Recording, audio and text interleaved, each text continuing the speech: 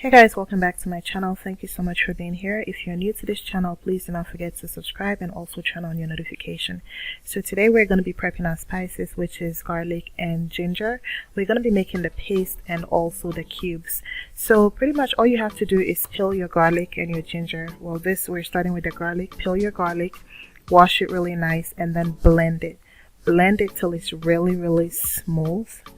And what I do is I put mine in a glass jar and I put it in the refrigerator. It typically lasts for about a month, sometimes a little longer, but it's all up to you as far as like how often you cook.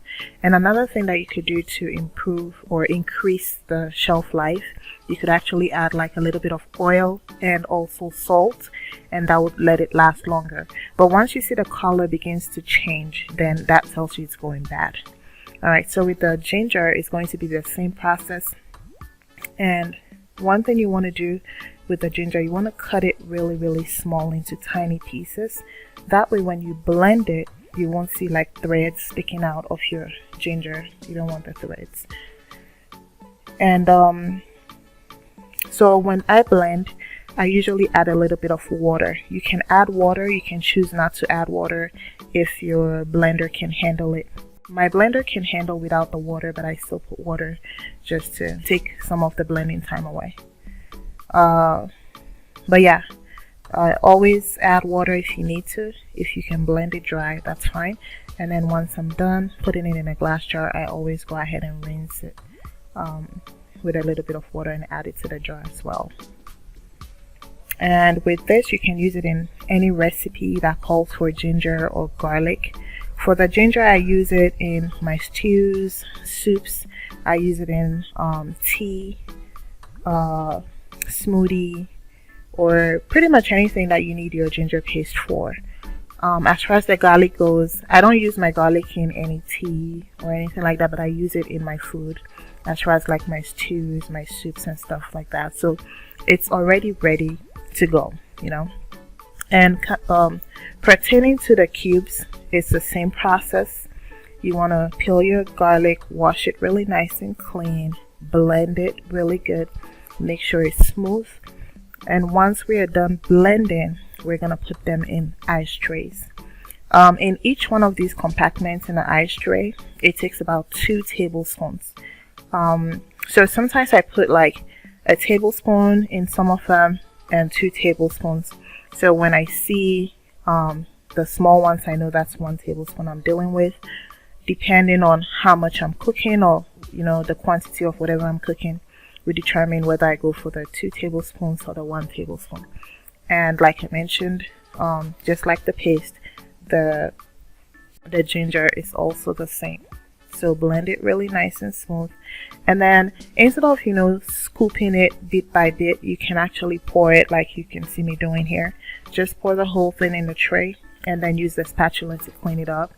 That's the fastest way to do it. And then freeze them once you're done.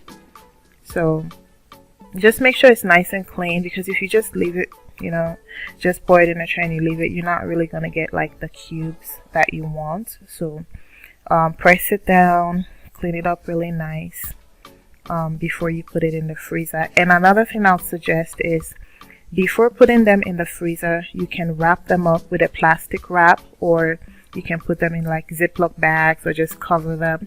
And the reason is because you don't want them to stink up your freezer, especially with the garlic.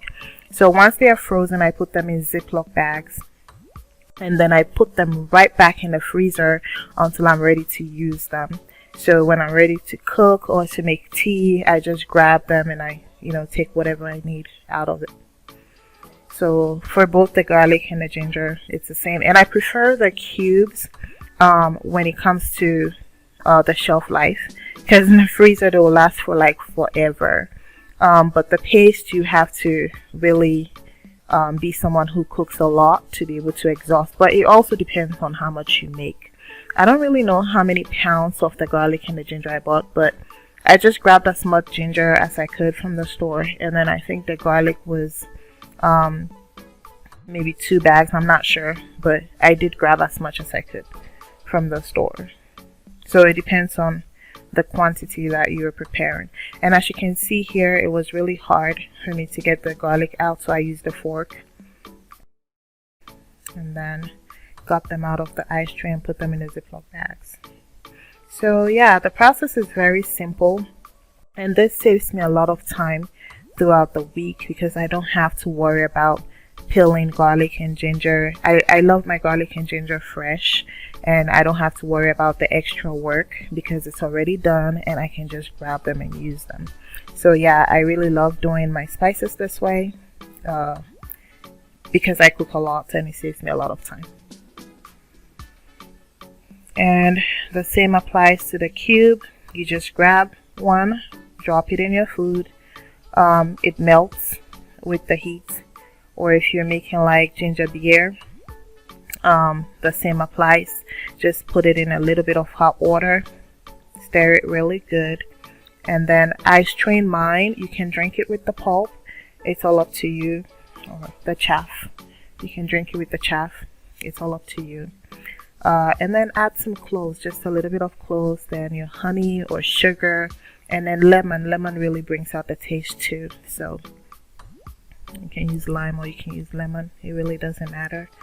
And then you can add either honey or sugar to sweeten it up, but it's up to you. But ginger beer is really nice when it's cold, so I usually add ice to it. So this is more like my instant ginger beer that I can drink on a daily basis or as often as I need to without having to blend ginger every time I want to make some, because I already have ginger prepped in the freezer. And the same would apply to like the ginger tea as well. So I usually strain mine, but like I said, it's up to you. Well, ginger beer, you have to strain it, but it's a matter of preference, but that's how it's done. You strain, and then that way you don't have any chaffs or pulp left behind.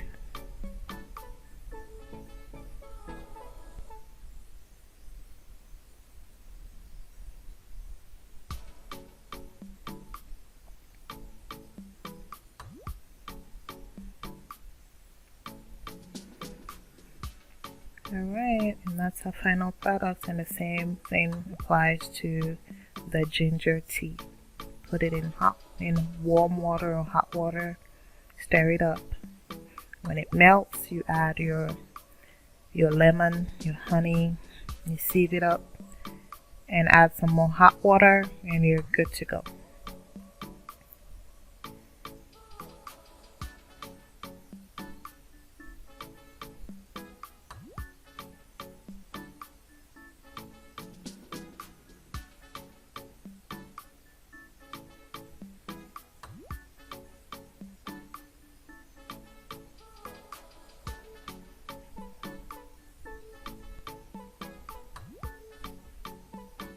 Alright guys, so as you can see, this is a pretty simple process, and it saves you time. It's very versatile, especially with the paste, but with the cubes they last way longer compared to the paste.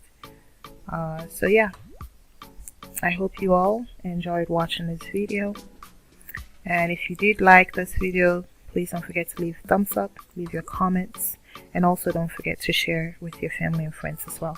Thank you so much guys. Have a nice one.